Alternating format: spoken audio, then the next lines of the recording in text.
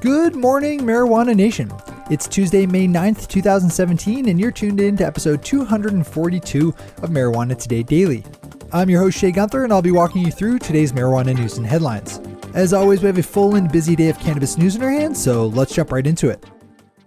Our top story of the day brings us to Nevada, where yesterday the State Tax Commission approved a proposal that will allow licensed medical marijuana shops to sell to adult use customers as of July 1st of this year.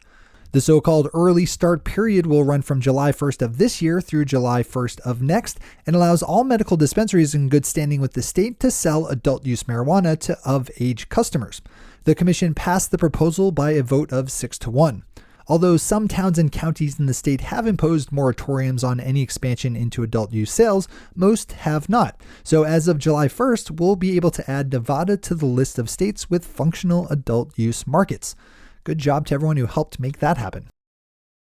More good news with our second story today, as the Huffington Post wrote a good piece about a recent ruling by a California Superior Court judge that returns more than $100,000 in funds seized by the government from a family because of the father's involvement in a state legal marijuana business. I reported on this last year as legal marijuana entrepreneur James Sladek was targeted by the San Diego District Attorney in a 2016 raid that ultimately destroyed his business, San Diego-based MedWest Distribution. In addition to having to sort out the legal hassles involved with the raid on his business, Sladek was further harassed by the DA's office, who seized more than $100,000 of his family's personal savings, including thousands of dollars his teenage daughters had saved for college. On Friday, California Superior Court Judge Tamila Ipima ruled that the money be returned to the Sladek family immediately. In response, James Sladek put it succinctly, quote, "It's about time," unquote. Our final top story of the day swings us down to Florida, where the fallout from the failure of the state legislature to implement any medical marijuana legislation continues to rain down.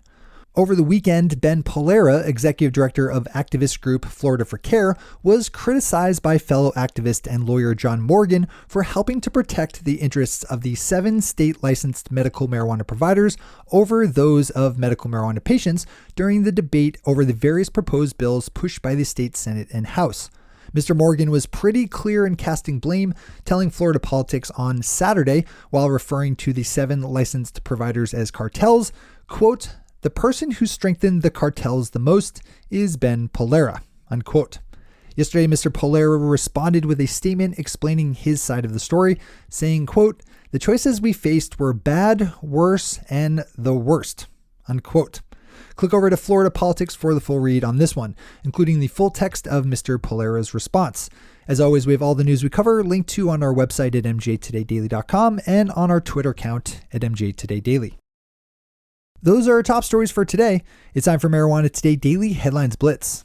Before we blitz out on headlines, let's quickly talk about our annual listener survey, which you have to put up with hearing me talk about for as long as it takes for us to get those last few responses needed. If you haven't taken our listener survey yet this year, take a minute today and open up mjtodaydaily.com/survey. It just takes a minute or two. One of you gave some great feedback in the survey that it's a little hard to take on mobile devices, so I added a direct link to the Google Forms survey, which should make it easier for those of you taking the survey on your mobile device, which, according to our stats, is most of you. Apologies for not catching that sooner, and big thanks to the listener who brought it up to me in the survey. That's the kind of helpful direct feedback loop that our annual listener survey enables. Let me know what else I could be doing better over at mjtodaydaily.com/survey. All right, time for the blitz. Keeping our eye on Florida for one more headline, we have Democratic gubernatorial candidate Gwen Graham calling for the state legislature to meet in special session to finish work on medical marijuana legislation. Ms. Graham's statement calling for the legislature to finish their work referenced her own family's experience with her husband Steve's recent fight with prostate cancer. In Oregon, 2 owners of a marijuana processing company were indicted on Friday on charges of felony assault and misdemeanor reckless endangerment for their part in an October explosion that ripped through their facility while workers were processing marijuana concentrates with butane gas.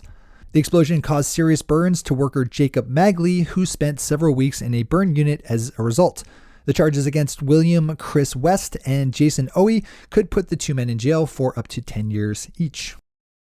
Big news out of Canada with the Toronto Star reporting on the launch of a new kind of marijuana business that uses an operating model taken from the mining and other industrial businesses. Entrepreneur Chuck Rafiki was involved in launching industry giant Canopy Growth Corporation and has announced the launch of a new venture called Cannabis Wheaton, which will operate as a so-called streamer, buying up the future output of marijuana cultivators in exchange for upfront cash. It's a model that's ubiquitous in both the mining industry as well as in agriculture and basically any other commodity. Having them around means that marijuana cultivation companies can better manage their cash flow by not being completely reliant on getting paid months after sinking in the investment into a new crop. Swing over to the Star for the full read on this one.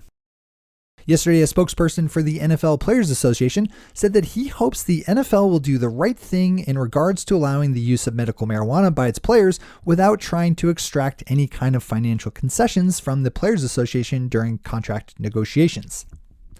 Good luck with that.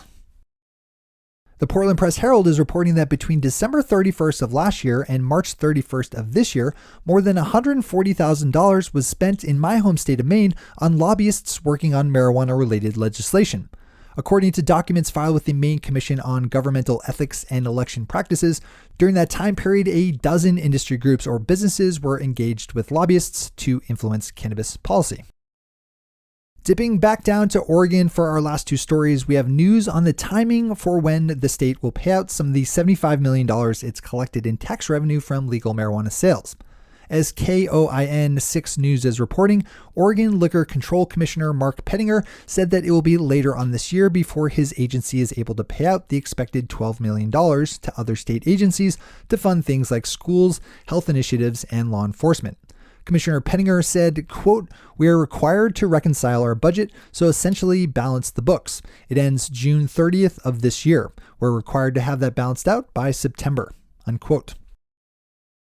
And finally for today, we have a great chart from Marijuana Business Daily showing the sharp decline in Oregon's medical marijuana market as its adult use system fully spools up, with the number of registered medical marijuana dispensaries falling from a high of 425 in September to just 49 today.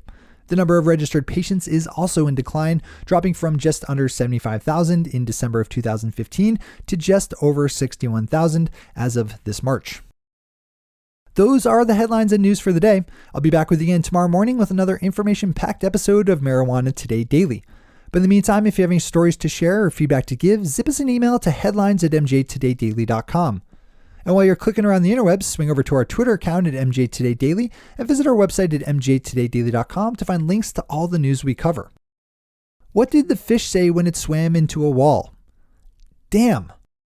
Thanks to our sponsor today, our annual listener survey, and to all of our awesome Patreon listeners for the support that makes this show possible. Seriously. To join the illustrious ranks of the Patreon listeners yourself, swing over to our website at mjtodaydaily.com and click on that big blue button at the top of the page that says Become a Patron. I'm your host, Shay Gunther. Thanks for tuning in and starting your day with Marijuana Today. Today.